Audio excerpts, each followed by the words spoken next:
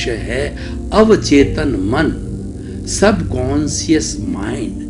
हमने चर्चा की पूर्व के एपिसोड के अंदर कि फ्राइड ने 3 तरह के मन की बात बताई है। चेतन मन, कॉन्शियस माइंड, दूसरा अवचेतन मन, सब कॉन्शियस माइंड, और तीसरा अचेतन मन, अनकॉन्शियस माइंड। तो हम जो बीच में है, जो ब्रिज है, उस ब्रिज की अभी बात कर रहे हैं, सब कॉन्शियस माइंड। ये सब कॉन्शियस माइंड हमारे भीतरी जगत में है, हमारे बुद्धि से परे है, हमारे विचारों से परे है, हमारे शब्दों से परे है, और हमारे जो स्थूल जो शरीर पर काम करने वाला है, जो चेतन मन है, उससे परे है। और दुनिया की सबसे बड़ी फैक्ट्री है वह अवचेतन मन है।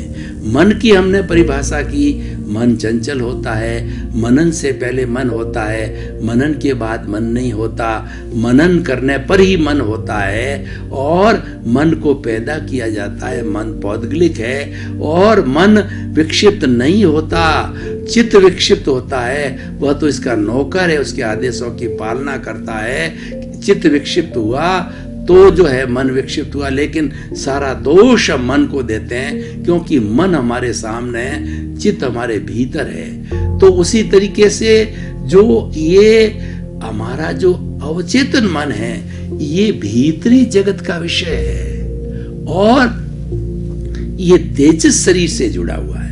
जब मैंने 3 मन की चर्चा की, उसके साथ साथ मैं 3 शरीर की भी चर्चा करता हूं कि हमारा चेतन मन है, ये स्थूल शरीर से जुड़ा हुआ है जो दिख रहा है, और दूसरा जो है हमारा अवचेतन मन है, वो तेजस शरीर से जुड़ा हुआ है, वो दिखता नहीं है, वो आत्मा के साथ रहता है। जब आत्मा एक शरीर छोड़ करके दूसरे शरीर के अंदर जाती है तो उस गति को अंतराल गति कहते हैं। उसके अंदर आत्मा अक्रिया है, आत्मा का जो अपने आप नहीं जाती, उसको धक्का देना पड़ता है, और उसके साथ कार्बन शरीर है जो कि अचेतन मन है।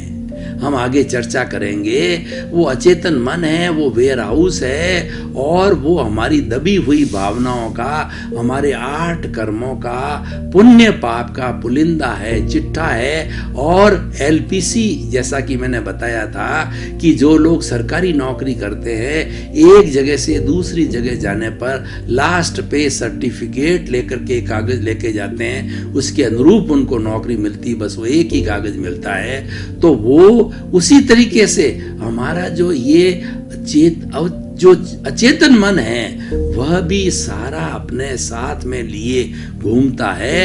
अब इन दोनों को धक्का देने वाला है वो तेजस शरीर है, और वो तेजस शरीर जो है वो हमारे अवचेतन मन से जुड़ा हुआ है। इसको हम कर्णवीर्य कहते हैं। तो कर्णवीर्य का सारा काम है, क्या होता है, शरीर को शक्ति देना, शरीर की सारी प्लानिंग करना, और इस जो अवचेतन मन और तेजस शरीर के साथ में जुड़ी हुई है लेशियाएं होती है। सारा ट्रांसफॉर्मेशन, सारा रूपांतरण, इसको सबसे बड़ी फैक्ट्री हमने इसलिए कही है कि सारा ट्रांसफॉर्मेशन जो है वो हमारे अवचेतन मन में होता है। अब मैं आपको 2, 4, 5 उदाहरण देता हूँ कि आप अपने की आपको कभी ऐसा ध्यान होगा कि आपकी बचपन की आपको घटना 3 साल, 5 साल, 10 साल के हो, वो आज तक वो आपके मानस पटल पर के उसी तरीके से याद है। इसका कारण क्या है? इसका कारण क्या है कि वो घटना